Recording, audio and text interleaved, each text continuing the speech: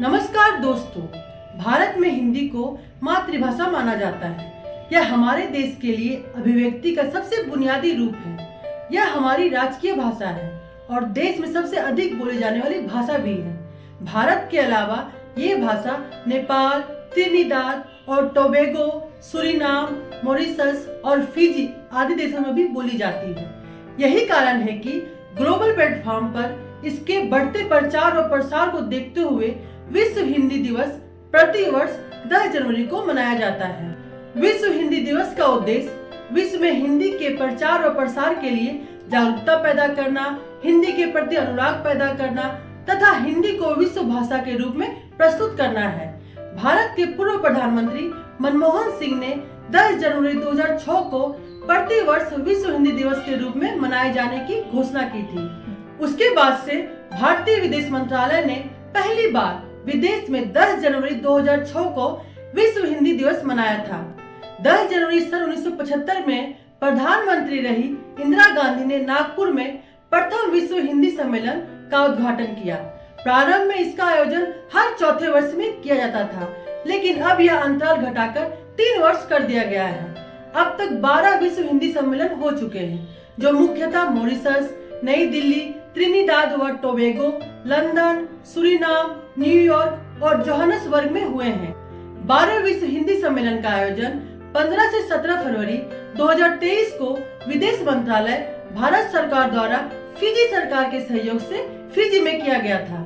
महात्मा गांधी जहां हिंदी को राष्ट्रभाषा है मानते थे, वहीं स्वामी दयानंद कहते थे कि हिंदी के माध्यम से सारे भारत को एक सूत्र में पिरोया जा सकता है। राहुल साकृत्यानंद लिखते हैं कि भारत के हर भाग में शिक्षित, अशिक्षित, ग्रामीण तथा शहरी सभी हिंदी को समझते हैं।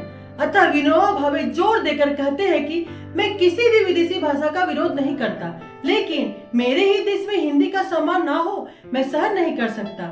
यही कारण है कि हिंदी के प्रचार प्रसार से कई संस्थाएं जुड़ी हुई है, जिनमें काशी नागरिक प्रचारणी सभा वाराणसी, केंद्रीय अनुवाद ब्यूरो न्यू दिल्ली, केंद्रीय हिंदी निदेशालय न्यू दिल्ली, विश्व हिंदी सचिवालय मॉरिशस, भारतीय भाषा परिषद कोलकाता, दक्षिण भारत हिंदी प्रचार सभा चेन्नई एवं राष्ट्रभाषा प्रचार समिति वर्धा आदि प्रमुख हैं। आज हिंदी टेक्नोलॉजी के सहारे विश्वव्यापी बन गई है। हिंदी को ग्लोबल स्टेज देने में उपग्रह, चैनलों, एडवर्टाइजिंग एजेंसियां, मल्टीनेशनल कंपनी तथा बेसिक इंफ्रास्ट्रक्चर का योगदान भी महत्वपूर्ण है।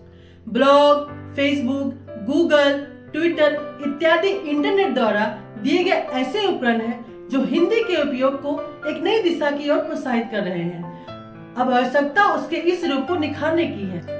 आज मॉरिशस, फिजी, रूस, America, England, Italy, Japan, France, Germany, Sweden, Norway, Poland, Australia, चीन आदि देशों में हिंदी पढ़ाई व पढ़ी जा रही है। साथ ही हिंदी के अनेक रचनाकार अब रूसी, जापानी, चीनी आदि भाषाओं में अनुदित हो रहे हैं। अतः जरूरी है कि हिंदी को राष्ट्रभाषा या राज्य भाषा बनाने से पहले जनभाषा बनाई जाए, जिससे हर वर्ष 14 सितंबर को मनाए जाने वाले राष्ट्रीय हिंदी दिवस एवं 10 जनवरी को मनाए जाने वाले विश्व हिंदी दिवस की सार्थकता सिद्ध हो सके। शुक्रिया मित्रों।